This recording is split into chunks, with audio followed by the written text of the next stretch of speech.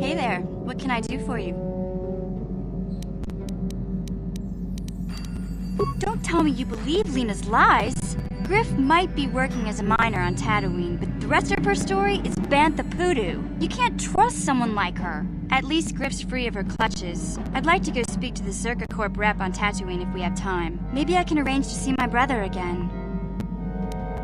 I just hope he's not in any kind of trouble when we do.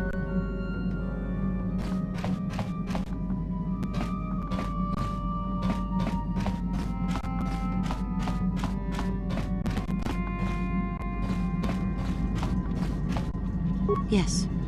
What is it? I was remembering Taris. No, it's all right. I think I am over the worst of it. I apologize again for lashing out at you. It was not your fault. It was a horrible place to have to live. At least in the lower cities where the non-humans tended to get relegated. Living for years in a place with no sun, living off the trash dropped from the upper levels, and the meager pay doing back-breaking labor. There was always the danger of raghouls coming up from the sewers, or more mundane predators living and working in the area. My family and I struggled each and every day to make something of our lives. But we could only go so far. Taxes from the corrupt government, more fees from the gangs controlling the streets, and whatever was left paying for what food and medical supplies we could afford. And of course, there was the constant bigotry and hate from the more affluent and human citizens, lording their wealth over us living below. Every once in a while, a rich human would come down through the lower levels with his droid entourage just to see how the wildlife lived, and laughed at the mockeries that were our successes. But I have come to meet many decent humans in my travels since those days. Indeed, some of the greatest people I have ever met are human. The Jedi who encouraged me to join the Order, the one who was with the group going to fight the Mandalorians, she was human. I am sorry. I am getting away from my point, if there even was one. Sometimes I curse the day my parents fled to Taris, but then again, if they had not, I would not be where I am today. Another story for another time. For now, we must continue our own epic, to save the galaxy, if we can. How may I be of assistance to you, Padawan? What is it you would like to speak to me about? Well, I mentioned before that my parents had fled to Taris. Perhaps I can tell you about that. In the early days of the Mandalorian War, there had been fighting closer to the Outer Rim worlds. KOTOR was there, yes. My people had a great reputation as warriors, and that appealed to the Mandalore version of honor. They sought to test themselves against us, I think. Test themselves by bombing our world, slaughtering my people while they slept or while they ran. They swooped down from space across the world, firing at anything that moved. They used ships in space to destroy all orbital facilities and bombard the surface. We did resist, and in spite of their violent attack, we did stave them off for quite a while. But in the end, we were doomed. We were not members of the Republic. KOTOR was beyond the edge of the Republic, in the Outer Rim. And besides, they could not have known. Our interstellar communications were the first things the Mandalores hit. All other short-range communicators were jammed. We were on our own. We knew what was coming. We had fought the Mandalorians in the first war against Exar Kun and the Sith. We knew there would be no mercy for us. The most we could do was pack the few of our people who survived onto what few ships remained and send them off into space as fast as they could. Most did not make it. My parents carried me as a baby with them and were lucky enough to escape. They fled as far as they were able and eventually settled on Taris. They could stand running no further, I think. But Taris was a horrible choice. Dominated by humans, intolerant of other species, it made everyday life unnecessarily hard. My father, My father turned to stimulants. He spent much of his time in local bars and dives. But we are warriors. It runs through our blood. And when he was on stims, he became foolish. He let his warrior nature get the best of him. So he would get intoxicated, and he would fight. And finally, one day, he would die. Killed by a man who provoked him into a fight and killed him like an animal. I am sorry. I cannot talk about this any longer right now. How may I be of assistance to you, Padawan? What is it you would like to speak to me about? After my father died, my mother was left to support me alone. A single non-human woman, living in one of the worst, most violent slums on Taris. It was not easy for her. When my father was killed, it seemed that something in her began to die as well. She worked as hard as she was able. But over time, she began to waste away. I later learned that she was unable to get enough money to feed both of us, and had to start borrowing from the exchange, a band of cutthroats and smugglers. But even that was not enough. She hid what she was doing from me. She gave most of her food to me so that I would be strong, but she herself was suffering deeply from it. In the end, she could go on no longer, and collapsed at the cantina where she worked one day. She never recovered. There was nothing really that I could do for her. She left me no money, and no doctor would see her without being paid first. I sat by her bed for days as she lay there dying. I never want that to happen to someone I care about ever again. But there was still the money she had borrowed. She had never paid it back and made no provisions for her death. You must understand. The exchange is brutal. They care nothing for the life of a sentient being. They are the major suppliers of slaves on Taris. They thought it would be appropriate that, with my mother owing them money, the debt should be passed on to me. And with no way to pay, they took me by force. You have no idea what it is like to be bound like a beast and treated as such. It was the worst time of my life. They treated me like livestock. They were waiting for a buyer to give them some credits for me when the Jedi came to fight the Mandalorians. The Jedi could not abide by what they saw there, and drove the exchange from the face of the world, freeing those of us imprisoned there. But the Jedi soon left to fight their war, and I was left with a dream. I swore that I would become a Jedi. As soon as I had enough money to do it, I bought passage on a freighter headed for Dantooine, and we both know what has happened since then. I am grateful to you for having given me the opportunity to fulfill my dream, rather than become what I hated. Someday, I may make it up to you, but for now, let us keep on the task at hand. How may I be of assistance to you, Padawan? What is it you would like to speak to me about? I have been doing well, I suppose. As well as I can. But I am more interested in you right now. Do not mistake me. It is just that, even though we have traveled together for a while, it seems I know next to nothing about you personally. We have been traveling together since Dantooine, but I know nothing of you before that. Would you humor me and tell me a little bit about yourself?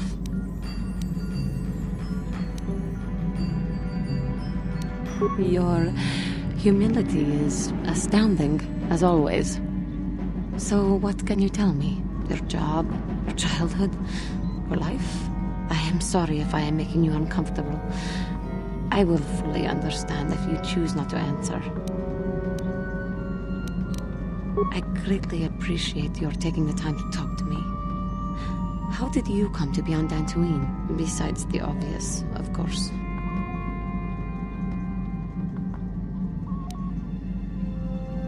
Taris. It always seems to come back to Taris for me. I am sorry. I get distracted. What did you do before that? I have been thinking about our journey together, and how we are more similar than I had first thought. I know how hard it was for me to resist the call of the dark side. And I know that you have suffered those pains as well. The continual struggle between restraint and freedom, light and darkness. It is hard for me with my KOTOR blood to resist sometimes. I do resist. I look to you and I see that we are in this together, and that you are resisting as well. And that gives me strength. I think the Jedi Council would be proud to see that you are holding up so well, in spite of the hardships you have endured. How may I be of assistance to you, Padawan? What is it you would like to speak to me about? Of course.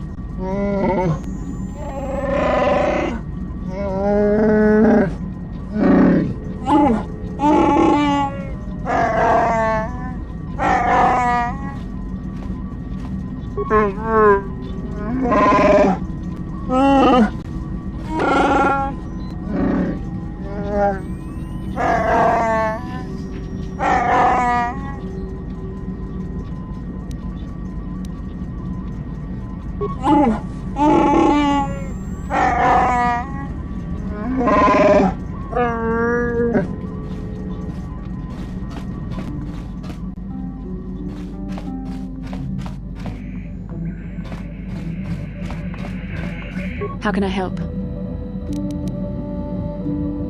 Why? I could not accomplish this on my own. I need the aid of others, especially one who is strong in the Force. The bond between us made you a natural choice. Besides, the events on Taris prove that the Force wanted to bring us together for this mission. And there is little left to chance when the Force is involved.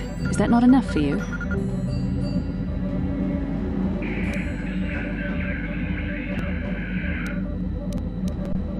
I admit, there were times that I wondered if this is more than just a mission to stop Malak. There were times when I wondered if this was also a way for the Council to test my own abilities. I wondered if the Council wanted to see how I would help and guide you on our quest. I wondered if they were testing me to see if I was ready to become a Jedi Master myself. And then I realized how foolish such thoughts were. As the Council explained, sending a Master in our group would only have drawn unwanted attention from the Sith. The fate of the galaxy is at stake. The Council would not risk it merely to test me. They calculated the risks, and in the end chose the only option available. You must learn to trust in the wisdom of the Council. Your destiny will come when its appointed time. You mustn't be so impatient.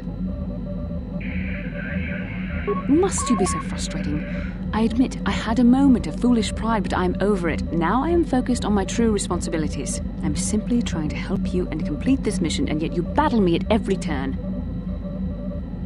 Fun? Fun? Driving me insane is your idea of a good time? You are a very odd man. Do you know that? I simply don't know how to deal with you. All I want to do is help you, but you seem determined to drive me mad. Unfortunately, it isn't as easy as that, but your point is well taken. Come on, come, let's move on. There's much to be done. How can I help? Then I suggest we move on. Yes, what's on your mind? I already told you, he betrayed us all. Well, there is more to it. I'm sure you don't want to hear about it. It's just that I don't talk about it very much, okay? I told you about my homeworld, Telos. 4 years ago, Saul led the Sith fleet there and demanded its surrender. The planet refused, and Saul proceeded to devastate its entire surface. Millions died. I had a wife and a son on Telos. I thought they would be safe there, but my task force arrived too late to be of much help. We didn't have enough medical supplies. The colony was burning and the dying were everywhere. I remember holding my wife and screaming for the medics, but they didn't come in time. Of course not, how could you? I had nothing left after that, really. I devoted myself to the fleet. Hunting Saul was my only purpose. I miss them. And I know killing Saul won't bring them back. And it won't make me happy again, but I have to do it. I don't expect you to understand, but I have to pay him back for what he's done. I have to. It's all I have left.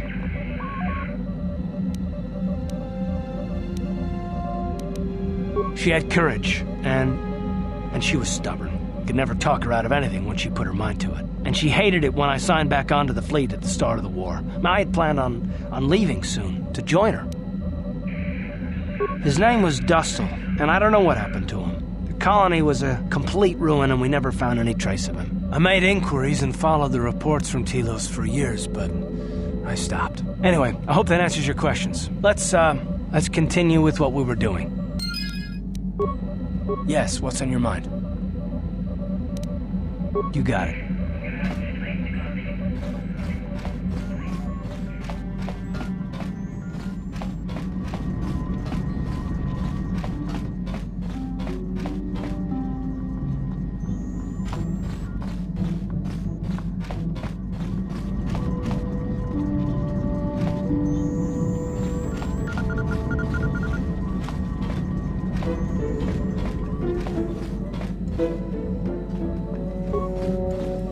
Got something on your mind? Oh, I get it. Let's play with the old man's head, is it? He's half senile. He'll forget I said anything. Wait, what was this about anyway?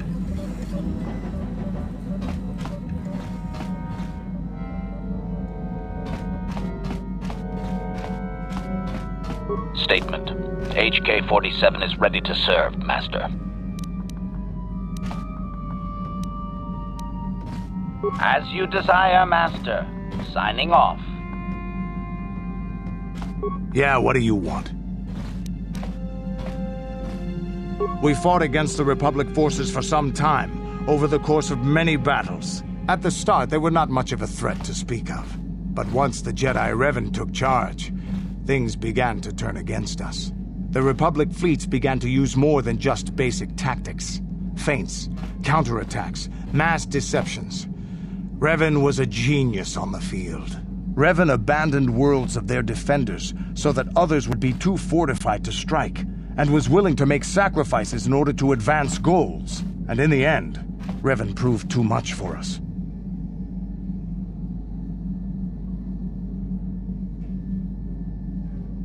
The Sith had gone, retreated into their empire. They sealed themselves off from the rest of the galaxy. We thought it would be centuries before they'd come back. It's amazing that they could rebuild their fleet so fast. But at the time, it looked like the galaxy was in our grasp. I still remember that final battle in the skies above Malachor 5. The two fleets filling the space around it, outshining the stars. It was not your ships, or your men, or your vaunted fight for freedom that won this, the final battle of the war. It was by the actions of one person, the Jedi Revan, that you prevailed. His strategies and tactics defeated the best of us. Even Mandalore himself was taken aback by the ferocity of his attacks, the tenacity of his defenses, and the subtleties of his plans. He fought us to a standstill, and then began pushing back.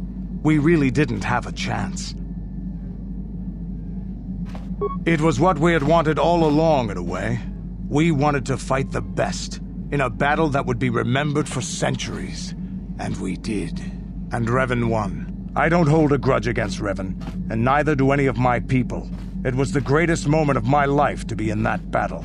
If Revan had been a Mandalorian, nothing in the galaxy would have stopped us. But wishing for the past to be different is useless. Better look to the future, as we should now. We'll talk more later, I think. Is there something else you want to know? Your choice. I'm here if you want something done right. Yeah, what do you want? The war we had with the Republic was supposed to be the most glorious battle in our history. But it was a very costly one. I guess we didn't think of how much we could lose in it. There weren't many of us after that last battle. Mandalore himself was killed at the hands of the Jedi Revan. The best of us could not defeat him. After that last battle, those of us that survived were stripped of our weapons, our armor, and our basilisks. Revan's forces destroyed them while we were forced to watch. Those who hadn't fled earlier were left with nothing to call their own. No weapons, no armor, only the honor of having fought in the battle we just lost. For many, this was not enough. While the rest of us were sent into exile on the Outer Rim, they tried to relive the old days, raiding worlds. They're nothing more than bandits now. Yeah, I came to Taris. And forcing for Davik was not stimulating. The gangs on Taris and Davik's rivals were trash. They give no thrill in battle, no honor or glory in defeating them. It was like stepping on bugs. I sought worthy challenges, but the best that Taris could offer were nothing to me. But I think now, with you, I may finally find opponents worth fighting. Maybe later I'll tell you more about what it was like to work for Davik. For now, though, we should get on with our lives. Is there something else you want to know? Your choice. I'm here if you want something done right. Yeah, what do you want? Your choice.